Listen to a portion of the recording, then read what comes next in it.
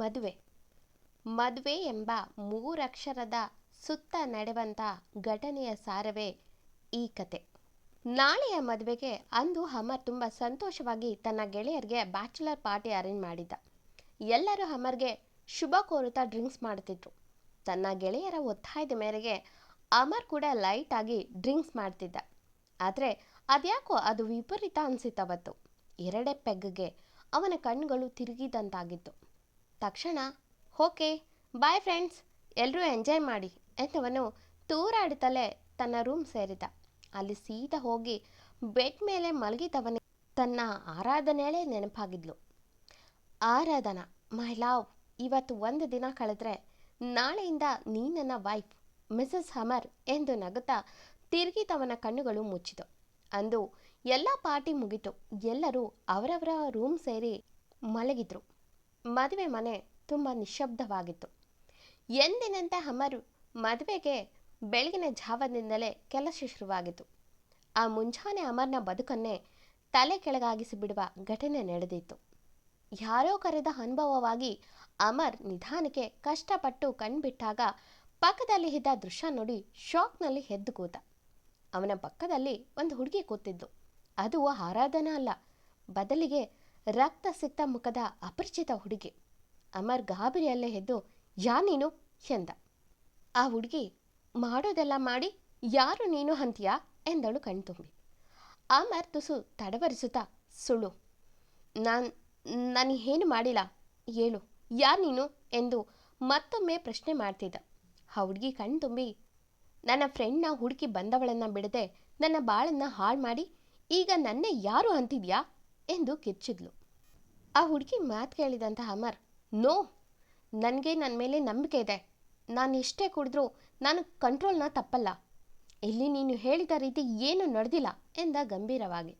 ಆ ಹುಡುಗಿ, ಹೋ ಹೌದಾ, ಮತ್ತೆ ಇದೇನಿದು ಎಂದು ತನ್ನ ಹರಿದ ಬಟ್ಟೆ, ತನ್ನ ಕುತ್ತಿಗೆ ಮೇಲೆ ತನ್ನ ಕೈಗಳಲ್ಲಿ ಆಗಿರುವಂಥ ಗಾಯಗಳನ್ನು ತೋರಿಸಿ, ಇದು ನಾನೇ ಮಾಡ್ಕೊಂಡಿದ್ದ ಮಿಸ್ಟರ್ ಎಂದಳು ಕೋಪದಲ್ಲಿ. ಅಮರ್, ನೀನು ಏನು ಹೇಳಿದ್ರೂ ನಾನು ನಂಬಲ್ಲ, ನಾನೀಗ ಸ್ನಾನಕ್ಕೆ ಹೋಗಿ ಬರೋದ್ರೊಳಗೆ ನೀನು ಇಲ್ಲಿಂದ ಜಾಗ ಖಾಲಿ ಮಾಡಿರಬೇಕು, ಇಲ್ಲ ಎಂದು ಕೋಪದಲ್ಲೇ ಎದ್ದು ಸೀದಾ ವಾಶ್ರೂಮ್ಗೆ ಹೋದ. ಅಲ್ಲಿ ನನ್ನ ಬಗ್ಗೆ ಇವಳು ಸರ್ಟಿಫಿಕೇಟ್ ಕೊಡೋಕೆ ಬರ್ತಾಳೆ, ನನ್ನ ಆರಾಧನನ ಬಿಟ್ಟು ಯಾವ ಹುಡುಗಿ ಜೊತೆ ಕೂಡ ಆ ಥರ ಕಲ್ಪನೆ ಕೂಡ ಮಾಡಲ್ಲ ಎಂದು ಶವರ್ ಆನ್ ಮಾಡಿದವನಿಗೆ ಬಿಸಿ ನೀರಿಗೆ ತಡೆಯೋಕ್ಕಾಗಿಲ್ಲ. ತಕ್ಷಣ ಕನ್ನಡಿ ಮುಂದೆ ಹೋದವನಿಗೆ ಶಾಕ್ ಆದೀತು. ಯಾಕಂದರೆ ಅವನ ಮೈ ಮೇಲೂ ಬೆರಳಿನ ಗುರುತುಗಳು ಮೂಡಿತು. ಅಮರ್, ಅಂದರೆ ಆ ಹುಡುಗಿ ಹೇಳಿದ್ದು ನಿಜನಾ ಎಂದು ಆಘಾತದಲ್ಲೇ ನಿಂತ. ಇದುವರೆಗೂ ಅದೆಷ್ಟೇ ಕುಡಿದ್ರೂ ತನ್ನನ್ನು ತಾನು ಕಂಟ್ರೋಲ್ನಲ್ಲೇ ಇದ್ದು ಸೀದಾ ಮನೆಗೆ ಬಂದವನು ತನ್ನ ರೂಮ್ಗೆ ಬಂದು ಮಲಗ್ತಿದ್ದ. ಆದರೂ ಈ ಡ್ರಿಂಕ್ಸ್ ಅಷ್ಟು ಹೆಚ್ಚಾಗಿ ಮಾಡುತ್ತಲೂ ಇರಲಿಲ್ಲ. ಆಗೊಮ್ಮೆ ಹೀಗೊಮ್ಮೆ ಮಾಡ್ತಿದ್ದ. ಆದರೆ ಈಗ ಅವನ ಮುಂದೆ ಇದ್ದ ದೊಡ್ಡ ಶಾಕಿಂಗ್ ಅಂದರೆ ತಾನು ಮದುವೆ ಆಗೋ ಹುಡುಗಿಗೆ ತಾನು ಮೋಸ ಮಾಡಿದೆ ಅನ್ನೋ ಗಿಲ್ಟ್. ಅದೇ ಸಮಯಕ್ಕೆ ಅವನ ರೂಮ್ನ ಡೋರ್ನ ಯಾರೋ ಬಡಿದ ಅನುಭವವಾಯಿತು. ಅಮರ್, ಹಾಂ ಬಂದೆ ಎಂದು ಬೇಗ ಬೇಗ ಸ್ನಾನ ಮಾಡಿ ಟವಲ್ನ ತನ್ನ ಮೈ ಮೇಲೆ ಹೊದ್ದು ಬಂದವನ ಮನಸ್ಸು ತುಂಬ ಹಾಳಾಗಿತ್ತು. ಹೊರಗೆ ಹೋಗಿ ನೋಡಿದ್ರೆ ಅಲ್ಲಿ ಅವನ ತಮ್ಮ ನಿಂತಿದ್ದ. ಅಮರ್ ಒಂದು ಕ್ಷಣ ಶಾಕ್ ಆಗಿ ತನ್ನ ರೂಮ್ ಸುತ್ತ ನೋಡಿ ಆ ಹುಡುಗಿ ಇಲ್ಲೇ ಎಲ್ಲಾದರೂ ಅಡಗಿದ್ದಾಳ ಎಂದು ನೋಡ್ದ. ಆದರೆ ಅಲ್ಲಿ ಆ ಹುಡುಗಿ ಇರಲಿಲ್ಲ. ಹಾಗೆ ಬೆಡ್ ಕಡೆ ನೋಡಿದ್ರೆ ಬೆಡ್ ಬಟ್ಟೆ ಬದಲಾಗಿತ್ತು. ಈಗ ಅವನಿಗೆ ಈ ಬೆಡ್ ಬಟ್ಟೆ ಬದಲಿಸಿದವರಿಗೆ ತನ್ನ ಬಗ್ಗೆ ಏನು ಅನ್ನಿಸಿತೋ ಎಂದು ಮನಸ್ಸಿಗೆ ತುಂಬ ಹಿಂಸೆ ಆಯಿತು. ಅಮರ್ ತಮ್ಮ ನಮನ್, ಅಣ್ಣ ಬೇಗ ಬಾ, ರೆಡಿಯಾಗೋ, ಶಾಸ್ತ್ರಕ್ಕೆ ಕೂರಬೇಕು ಎಂದ. ಅಮರ್ಗೆ ಈ ಮದುವೆ ಅದೆಷ್ಟು ದಿನದ ಕನಸಿನ ಮದುವೆ. ಆದರೆ ಇಂದು ಯಾಕೋ ಮನಸ್ಸೇ ಇರಲಿಲ್ಲ. ಒಂದು ಕಡೆ ತಾನು ಆರಾಧನೆಗೆ ಮೋಸ ಮಾಡಿದೆ ಅನ್ನೋ ಗಿಲ್ಟ್, ಇನ್ನೊಂದು ಕಡೆ ತನ್ನಿಂದ ಇನ್ನೊಂದು ಹೆಣ್ಣಿಗೆ ಅನ್ಯಾಯ ಆಗಿದೆ ಅನ್ನೋ ನೋವು, ಇನ್ನೊಂದು ಕಡೆ ತನ್ನ ರೂಮ್ ಪರಿಸ್ಥಿತಿನ ಯಾರು ಹಾಗೆ ನೋಡಿದ್ರೋ ಮೊದಲೇ ಈ ಮನೆಯಲ್ಲಿ ಅಮರ್ ಅಂದರೆ ಶಿಸ್ತಿಗೆ ಇನ್ನೊಂದು ಹೆಸರು ಎಂದು ತಿಳಿದಿದ್ರು. ಆದರೆ ಈಗ ಎಂದು ತಲೆ ತೆಗೆಸ್ಕೊಂಡೆ ರೆಡಿಯಾಗಿ ಮಂಟಪಕ್ಕೆ ಹೋಗುವವನ ಮನಸ್ಸು ತುಂಬ ಗಿಲ್ಟ್ನಲ್ಲೇ ಇತ್ತು. ಎಲ್ಲರೂ, ಅಮರ್ ಯಾಕೋ ನಿದ್ದೆ ಸರಿಯಾಗಿ ಆಗಿಲ್ವಾ, ಯಾಕೆಷ್ಟು ಸಪ್ಪೆ ಆಗಿದೆ ಮಗ ಎಂದು ಕೇಳುತ್ತಿದ್ರು. ಅಮರ್ಗೆ ಯಾಕಾದರೂ ಕುಡಿದು ಇಷ್ಟು ದಿನ ಇಲ್ಲದ ಕೆಟ್ಟ ಬುದ್ಧಿ ಬಂತೋ ಅನ್ನೋ ನೋವು ಕಾಡ್ತಿತ್ತು. ಶಾಸ್ತ್ರ ಶುರುವಾದವು ತಕ್ಷಣ ಆರಾಧನಾ ಎನ್ನುವ ಜೋರಾದ ಧ್ವನಿ ಕೇಳಿ ಅವನ ಕಿವಿಗಳು ನೆಟ್ಟಗಾದವು. ಆರಾಧನಾ ಅಮ್ಮ, ನನ್ನ ಮಗಳು ಕಾಣ್ತಿಲ್ಲ ಎಂದು ಕಿರ್ಚಿತು. ಅಮರ್ ತಕ್ಷಣ ಎದ್ದು ನಿಂತ. ಎಲ್ಲರೂ ನೋಡಿದ್ರು ಇಬ್ಬರು ಒಪ್ಪಿನೇ ಮದುವೆ ಹಾಕ್ತಿದ್ರು. ಆದರೂ ಇಲ್ಲೇನಾಯ್ತು ಎಂದು ಅಲ್ಲಿದ್ದ ಜನಗಳು ಮಾತಾಡ್ಕೊಳ್ತಿದ್ರು. ಅಮರ್, ಆರಾಧನಾ ನನ್ನ ಒಪ್ಪಿನೇ ಮದುವೆ ಹಾಕ್ತಿದ್ಲು, ಆದರೂ ಈಗ ಇಲ್ಲ ಅಂದರೆ ಏನು ಎಂದು ಯೋಚಿಸಿದವನ ತಲೆಗೆ ತಕ್ಷಣ ಬಂದ ವಿಷಯ ಅಂದರೆ ಅದು ಆ ಹುಡುಗಿ. ತನ್ನಿಂದ ಆ ಹುಡುಗಿಗೆ ಅನ್ಯಾಯ ಆಗಿದೆ ಅನ್ನೋದನ್ನು ಆರಾಧನ ಬಳಿ ಹೇಳಿದಾಳೆ ಎಂದು ನೆನೆದೆ ನಿಂತಲ್ಲೇ ಬೆವರಿದ. ಅವನು ಏನೂ ಮಾತಾಡದೆ ನಿಂತಾಗಲೇ ಆ ಹುಡುಗಿ ಆ ಜನರ ಮಧ್ಯೆ ಕಾಣಿಸ್ಕೊಂಡ್ಳು. ಸೀದಾ ಅಮರ್ ತನ್ನ ರೂಮ್ಗೆ ಹೋಗುತ್ತಿದ್ದಂತೆ ಆ ಹುಡುಗಿ ಅವನ ಹಿಂದೆ ನಿಂತಿದ್ಲು. ಅಮರ್, ಯಾರೇ ನೀನು? ಯಾಕೆ ನನ್ನ ಮದುವೆಗೆ ಬಂದೆ? ಬಂದೆ, ನನ್ನ ರೂಮ್ಗೆ ಯಾಕೆ ಬಂದೆ? ಶಿವತ್ತು ನನ್ನ ಆರಾಧನಾ ನನ್ನಿಂದ ದೂರ ಆಗೋಕೆ ನೀನೇ ತಾನೇ ಕಾರಣ ಎಂದು ಅಬ್ಬರಿಸಿದ್ದ. ಆ ಹುಡುಗಿ ಕೈ ಕಟ್ಟಿ 1 ಕೋಟಿ ಅಂದ್ಲು. ಅಮರ್, ವಾಟ್ ಎಂದ ಶಾಕ್ನಲ್ಲೇ. ಆ ಹುಡುಗಿ, ನನಗೆ 1 ಕೋಟಿ ಬೇಕು. ನಿನ್ನ ಹುಡುಗಿ ಎಲ್ಲಿದ್ದಾಳೆ ಅಂತ ಹೇಳ್ತೀನಿ. ಹಾಗೆ ಇವತ್ತಿಗೆ ನಿನ್ನ ಮಧ್ಯೆ ನಡೆದಿದ್ದು ಮರ್ತು ಹೋಗ್ತೀನಿ. ನೀನು ಮರೆತು ನಿನ್ನ ಹುಡುಗಿ ಜೊತೆ ಖುಷಿಯಾಗಿರು. ಆದರೆ ಅದಕ್ಕೆ ಬದಲಾಗಿ ನನಗೆ 1 ಕೋಟಿ ಬೇಕು ಅಂದ್ಲು. ಅಮರ್ ಕೋಪದಲ್ಲಿ ಯೂ ಎಂದು ಅವಳನ್ನು ಸಾಯಿಸೋಕೆ ಬಂದರೆ ಅವಳು, ನಿನ್ನ ಆರಾಧನಾ ನಿನಗೆ ಬೇಡವಾ ಅಂದ್ಲು ಅಷ್ಟೇ ಕೂಲಾಗಿ. ಅಮರ್ ತನ್ನ ಕೋಪನ ತಾನೇ ತಡೆದುಕೊಂಡು ಇಮಿಡಿಯೇಟ್ ಆಗಿ ಆ ಹುಡುಗಿಗೆ ದುಡ್ಡಿನ ವ್ಯವಸ್ಥೆ ಮಾಡ್ದ. ಆ ಹುಡುಗಿ ತನಗೆ ಆ ದುಡ್ಡು ಸಿಕ್ಕ ತಕ್ಷಣ, ನಿನ್ನ ಆರಾಧನಾ ಕಿಡ್ನಾಪ್ ಆಗಿದ್ದಾಳೆ, ಬೇರೆ ಯಾರೂ ಅಲ್ಲ, ನಿನ್ನ ಶತ್ರು ಕಿಡ್ನಾಪ್ ಮಾಡಿರೋದು. ಹೋಗಿ 1 ಸಲ ನಿನ್ನ ಆರಾಧನಾ ರೂಮ್ನ ಚೆಕ್ ಮಾಡು ಎಂದು ಹೊರಗೆ ಹೋಗುವವಳು ಥ್ಯಾಂಕ್ಸ್ ಎಂದು ಹೇಳಿ ಅಲ್ಲಿಂದ ಹೋಗ್ತಾಳೆ. ಅಮರ್ ಕೋಪದಲ್ಲೇ ಡ್ಯಾಮೆಟ್ ಎಂದು ಸೀದಾ ಆರಾಧನಾ ರೂಮ್ಗೆ ಹೋಗ್ತಾನೆ. ಅಲ್ಲಿ ಮ್ಯಾಟ್ ಕೆಳಗೆ ಅಲ್ಲಲ್ಲಿ ರಕ್ತದ ಕಲೆಗಳಿದ್ದು. ಅದನ್ನು ಗಮನಿಸಿದ ಅಮರ್ನ ಎದೆಯೊಳಗೆ ಏನೋ ಕಸಿದಂತಾಯಿತು.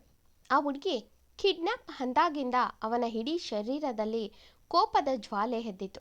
ತನ್ನ ಪ್ರಾಣಕ್ಕಿಂತ ಹೆಚ್ಚಾಗಿ ಪ್ರೀತಿಸಿದ ಆರಾಧನಾಳನ್ನು ಆ ಸೈಕೋ ವಿಕ್ರಮ್ ಅಪಹರಿಸಿದ್ದಾನೆ ಎಂದು ಗೊತ್ತಾದ ತಕ್ಷಣ ಅಮರ್ನ ಕಣ್ಣುಗಳಲ್ಲಿ ರಕ್ತವೇ ತುಂಬಿದಂತೆ ಕ್ರೋಧ ತುಂಬಿಕೊಂಡಿತು. ಆ ಕ್ಷಣದಲ್ಲಿ ಅವನಿಗೆ ಯಾವ ಕಾನೂನು, ಯಾವ ಮದುವೆ ಮಂಟಪವೂ ಮುಖ್ಯವೆನಿಸಲಿಲ್ಲ. ಅವನ ಮನಸ್ಸಿನಲ್ಲಿ ಉರಿಯುತ್ತಿದ್ದುದು ಒಂದೇ ಕಿಡಿ, ತನ್ನವಳನ್ನು ಆ ರಾಕ್ಷಸದಿಂದ ಬಿಡಿಸುವುದು. ಈತ ಫಾರ್ಮ್ ಹೌಸ್ನಲ್ಲಿ ಕತ್ತಲ ಕೋಣೆಯಲ್ಲಿ ಕೈಕಾಲು ಕಟ್ಟಿ ಹಾಕಲ್ಪಟ್ಟಿದ್ದಂಥ ಆರಾಧನ ತೀವ್ರವಾದ ನೋವಿನಿಂದ ನರಳುತ್ತಿದ್ದಳು. ಗಾಯಗೊಂಡಿದ್ದ ಅವಳ ಕೈಯಿಂದ ರಕ್ತ ಸೋರುತ್ತಿದ್ದರೂ ಅವಳಿಗೆ ಆ ದೈಹಿಕ ನೋವಿಗಿಂತ ಅಮರ್ನಿಂದ ದೂರಾದೇನಲ್ಲ ಎಂಬ ಮನಸ್ಸಿನ ನೋವೇ ಉಸಿರುಗಟ್ಟಿಸುತ್ತಿತ್ತು. ಅಮರ್, ಎಲ್ಲಿದ್ಯಾ ನೀನು? ನನ್ನನ್ನು ಬಂದು ಕಾಪಾಡು ಎಂದು ಕಣ್ಣೀರು ಹಾಕುತ್ತಾ ಒಳಗೊಳಗೆ ಹಲುಬುತ್ತಿದ್ಲು. ಆರಾಧನ ಎಚ್ಚರವಾಗಿದ್ದನ್ನು ನೋಡಿದಂತಹ ವಿಕ್ರಮ್ ಅವಳ ಹತ್ರ ಬಂದು ವಿಕೃತವಾಗಿ ನಗುತ್ತಾ ಸೀರೆಯ ಸೆರಗಿಗೆ ಕೈ ಹಾಕಿದಾಗ ಆರಾಧನಾಳ ಜೀವವೇ ನಡುಗಿ ಹೋಯಿತು. ಅವಳು ಅಸಹಾಯಕದಿಂದ ಕಣ್ಣು ಮುಚ್ಚಿಕೊಂಡು ಪ್ಲೀಸ್ ಬೇಡ, ನಾನು ಬಿಟ್ಬಿಡು ಎಂದು ಬೇಡಿಕೊಳ್ತಿದ್ಲು. ಅದೇ ಸರಿಯಾದ ಸಮಯಕ್ಕೆ ಅವರಿದ್ದ ಫಾರ್ಮ್ ಹೌಸ್ ಮುಂದೆ ಗನ್ ಫೈರ್ ಸೌಂಡ್ ಆಯಿತು. ವಿಕ್ರಮ್ ಯಾರು ಎಂದು ನೋಡೋ ಮೊದಲೇ ಅವನಿದ್ದ ಬಾಗಿಲು ಸಿಡಿದು ಬಿತ್ತು. ಸಿಂಹದಂತೆ ಒಳಗೆ ನುಗ್ಗಿದ ಅಮನ್ನನ್ನು ಕಂಡಾಗ ವಿಕ್ರಮ್ಗೆ ದಿಕ್ಕೆ ತೋಚಲಿಲ್ಲ.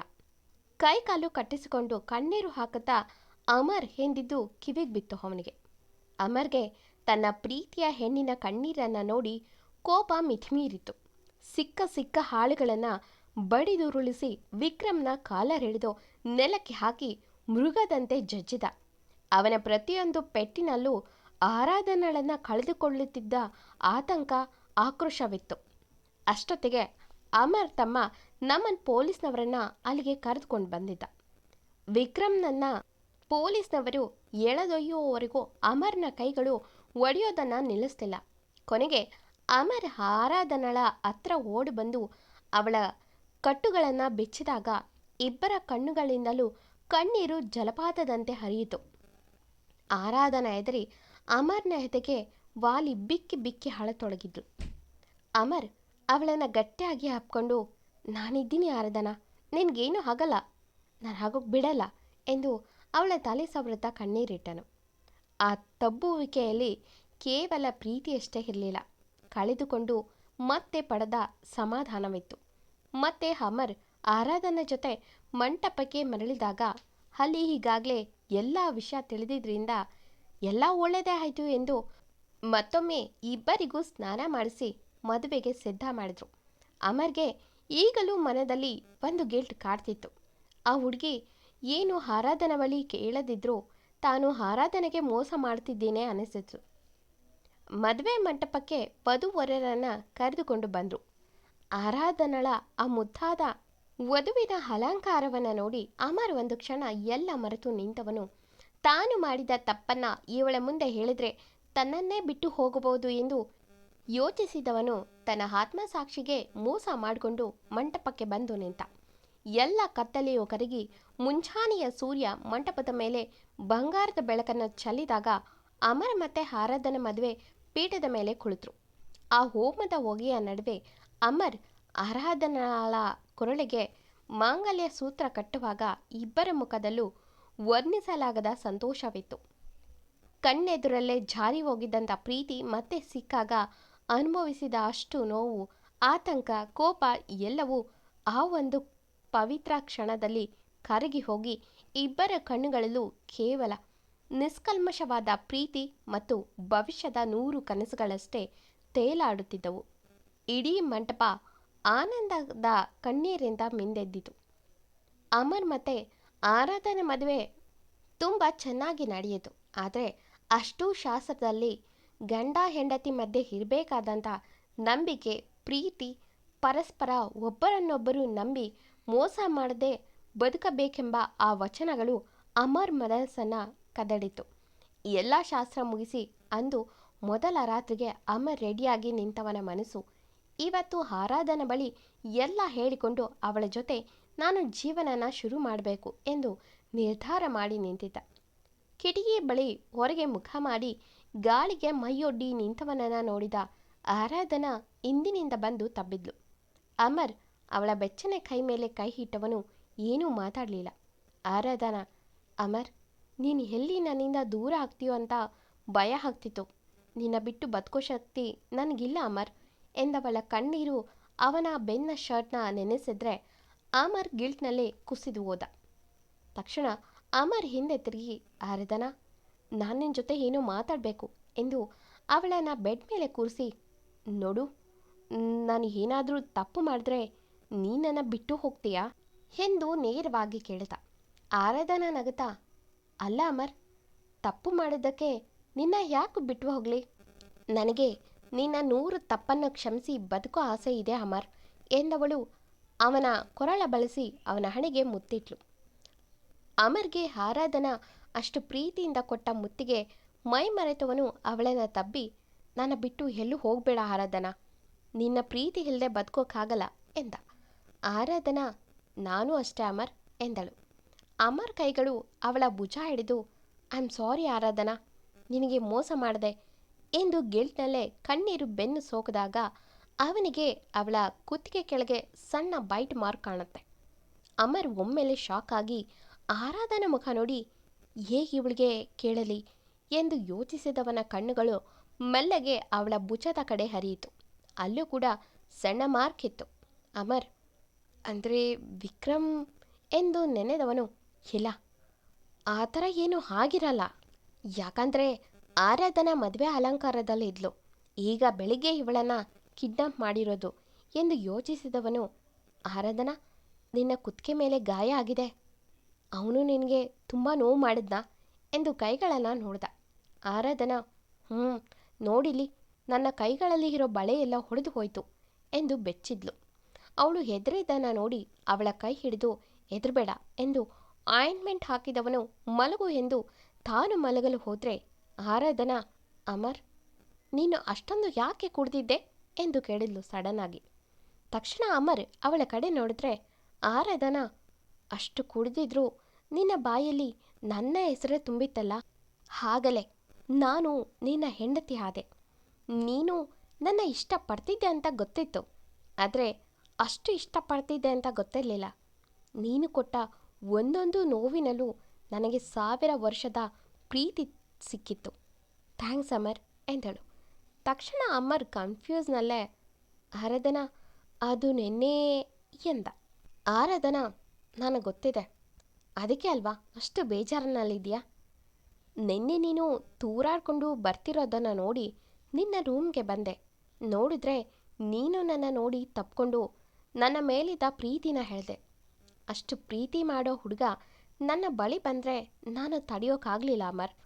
ಇನ್ನೊಂದು ದಿನದಲ್ಲಿ ನಿನ್ನ ಹೆಂಡತಿ ಆಗಬೇಕಾದವಳಿಗೆ ಆ ಕ್ಷಣಕ್ಕೆ ನಿನ್ನ ಪ್ರೀತಿ ಮುಂದೆ ಕರಗೋದು ತಪ್ಪು ಅನ್ನಿಸ್ಲಿಲ್ಲ.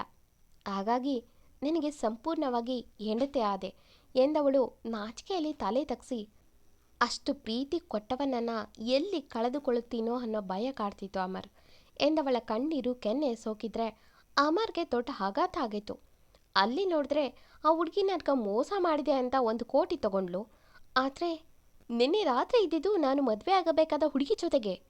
ಅಂದರೆ ನನ್ನ ಆರಾಧನೆಗೆ ನಾನು ಮೋಸ ಮಾಡಿಲ್ಲ ಎಂದು ತಕ್ಷಣ ಅವಳನ್ನು ತಪ್ಕೊಂಡು ಐ ಆಮ್ ಸಾರಿ ಆರಾಧನಾ ಎಂದ.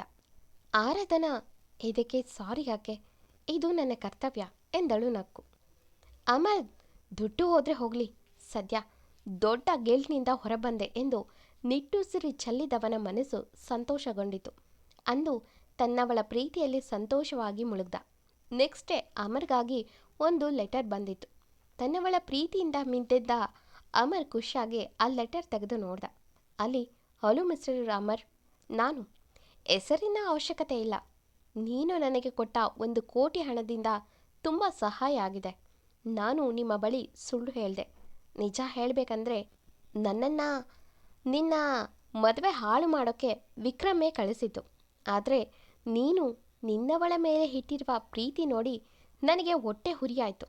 ನಿಜ ಹೇಳಬೇಕಂದ್ರೆ ಮದುವೆ ಹಿಂದಿನ ರಾತ್ರಿ ನೀನು ಕಳೆದಿದ್ದು ನಿನ್ನ ಹುಡುಗಿಯ ಜೊತೆಗೆ. ಆದರೆ ನನ್ನ ಮಾನ ಹೋಗಿದ್ದು ಆ ವಿಕ್ರಮ್ನಿಂದ. ಅವನನ್ನು ಜೈಲ್ಗೆ ಸೇರಿಸಿದ್ದಕ್ಕೆ ಥ್ಯಾಂಕ್ಸ್. ಹಾಗೆ ನನ್ನ ಬಡತನನ ಮುಂದೆ ಇಟ್ಕೊಂಡು ನನ್ನ ಅವನ ಕೆಲಸಕ್ಕೆ ಬಳಸ್ಕೊಂಡಿದ್ದ. ಅವನು ಹೇಳಿದಂತೆ ಮಾಡದಿದ್ದರೆ ಹಿಂಸೆ ಮಾಡುತ್ತಿದ್ದ. ಹಾಗಾಗಿ ನಿನ್ನ ಮುಂದೆ ಸುಳ್ಳು ಹೇಳಿದೆ. ಆದರೆ ಆ 1 ಕೋಟಿ ನನ್ನಂತೆ ಇರುವ ಎಷ್ಟೋ ಅನಾಥ ಮಕ್ಕಳಿಗಾಗಿ ಕೇಳಿದೆ. ಇದು ತಪ್ಪು ಅಂತ ಗೊತ್ತು. ಆದರೆ ಇಲ್ಲಿಂದ ಇವನಿಂದ ನಾನು ದೂರ ಹೋಗಬೇಕಾಗಿತ್ತು. ಅದಕ್ಕೆ ಹಣದ ಅವಶ್ಯಕತೆ ಇತ್ತು. ಹಾಗಾಗಿ ನಾನು ನಿನ್ನ ಬಳಿ ಸುಳ್ಳು ಹೇಳಿ ಹಣ ಪಡೆದುಕೊಂಡೆ.